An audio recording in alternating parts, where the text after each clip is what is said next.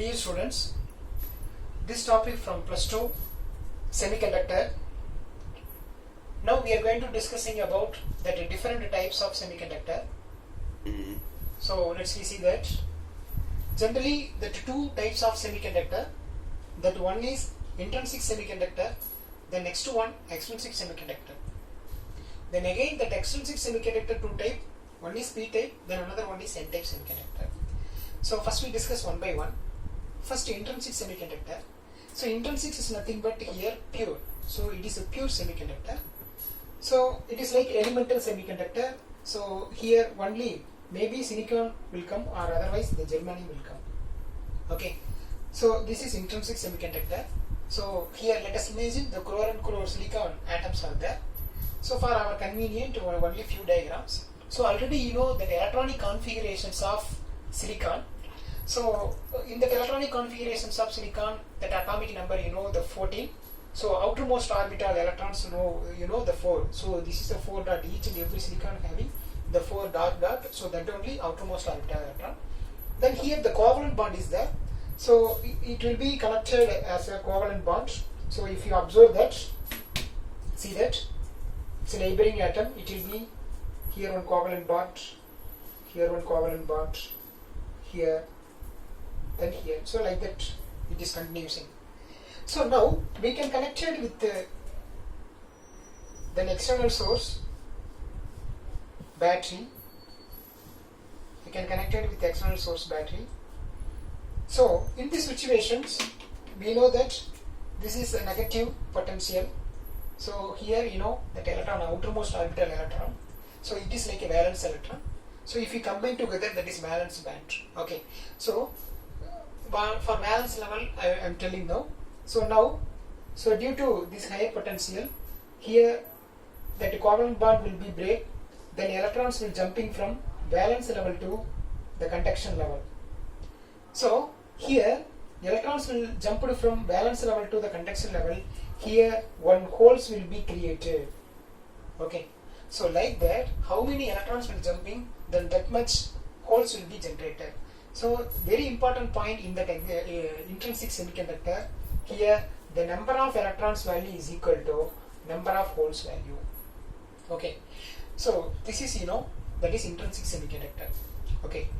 But actually the recombinations of that is the electrons and the holes, that only we called as current. By using the heat energy or using the light energy, we can generate electrons and holes combinations.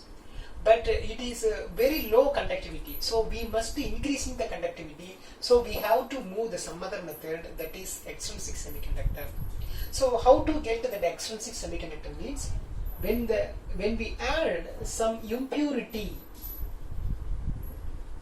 When we add some impurity with the intrinsic semiconductor, or we can add impurity with the pure semiconductor, then we can get extrinsic semiconductor. Okay. So what is impurity? So actually, so you must know about the impurity. Then how to add the impurity? Okay.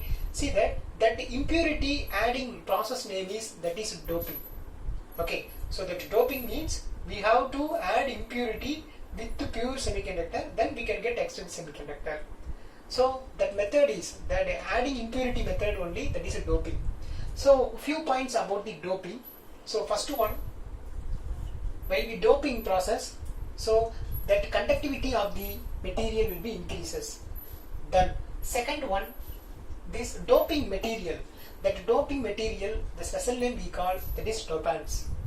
Then another one, we can add that impurity, so that impurity maximum it does not affect the original semiconductor. Okay. Then even very few impurity occurs with that is original semiconductor. Okay, not that much level, very few. So that is the next point. Okay. Then one more thing, that adding impurity level is 100 parts per million only, not so much level, 100 parts per million only. Then one more important point, that size of the impurity atom nearly is equal to the original semiconductor. That is important point. Okay. Okay, students. And then how we can add this impurity? There are three processes there.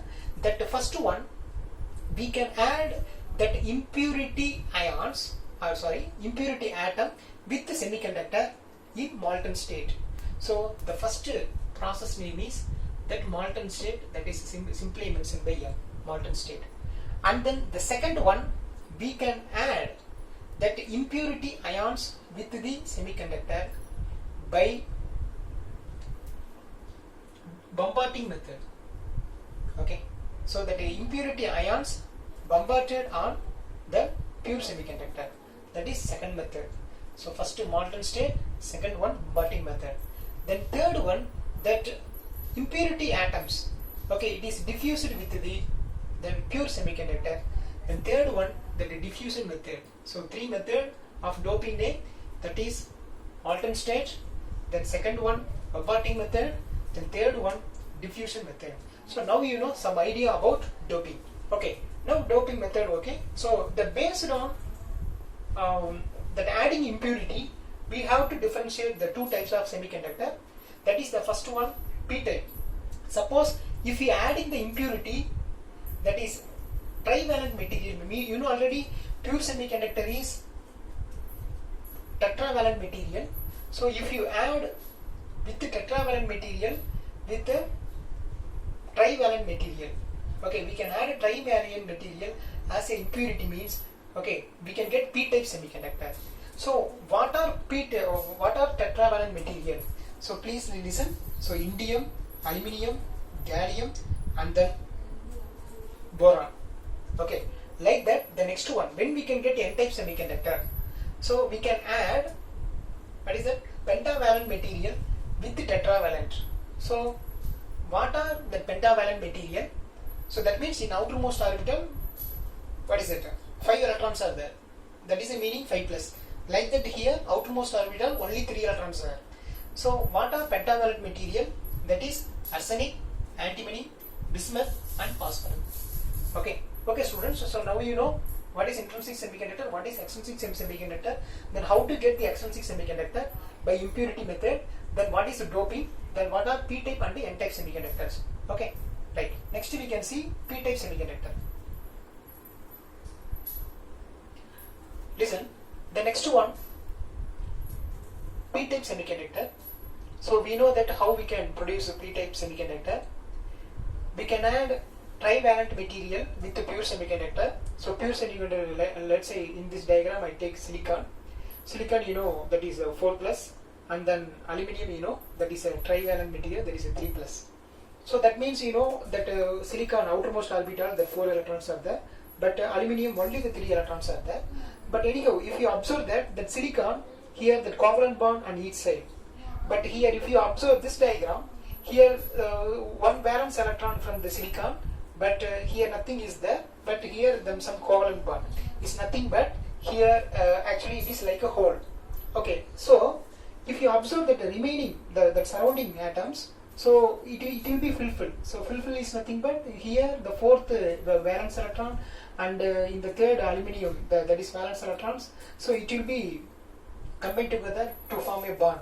But here one electrons are there, but here no electrons. So here there is some deficiency. So that is called, you know, that is a hole. Okay. So now in this situation, now we can connect it with the external source, that is a battery. So now I can connect it with the battery source. Okay. So if you connecting with the battery source, now first it is bond breaking. Then after that, this electrons jumping from here to here, that means valence level to the conduction level. So here one more holes will be created. So if you observe here, generally that number of holes will be more in the situation. So here 2 holes are there, 1 electrons are there. So number of holes is greater than the number of electrons. So here if you observe that here only one aluminium, we can get like this. So like that so many aluminium atoms are there. So let us imagine that situation. So generally in P-type semiconductor, number of holes will be more. Okay. So here we can say that is majority charge carrier is holes, and then minority charge carrier is, we can say that, electron. Okay, right. So the same thing, if you observe that here there is some deficiency of electron. If any electrons will come, it is ready to accept it. So this donor atom we called as that is acceptor atom. So if you we can see in that energy level diagram, this that acceptor atom having some energy, that is, there is acceptor level.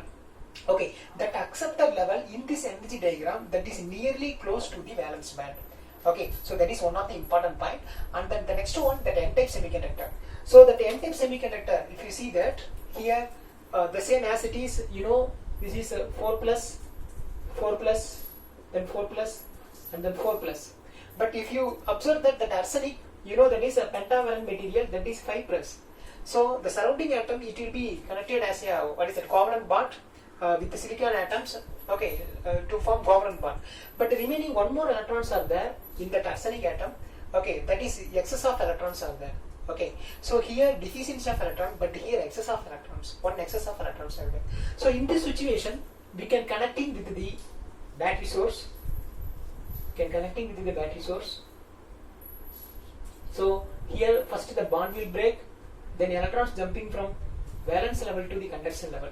So now let us imagine, for our convenient, already here one electrons are there for arsenic. So here generally, more electrons are there. Okay, but here only one hole is there. But see this diagram, here 2 holes, 1 electron, but here 2 electron, 1 hole. So we can say that here that the number of electrons is more in this situation comparing with the number of holes. Okay, so here we can write as that majority charge carrier is electron, then minority charge carrier is holes. Okay, right. So holes. So simply I write, logically I write it 0. Okay, that is a hole. Okay, right. So we know that here that excess of electron, here deficiency of electron. So if anything will come means accepted. So this is that is accepted atom. So like that here excess of electrons are there. If any deficiency means it's reduced to loss. So this is like a donor atom. So that is donor level. So that the donor level is nearly close to the conduction band. Okay, students. So now you know that the different types of semiconductor, that is a pure semiconductor and impure semiconductor. That is what is doping. Then what are the process of doping? Then how we can add. So what range will be add, and then how we can get p-type semiconductor and then n-type semiconductor, and its difference also we know with the energy level diagram. Okay, thank you.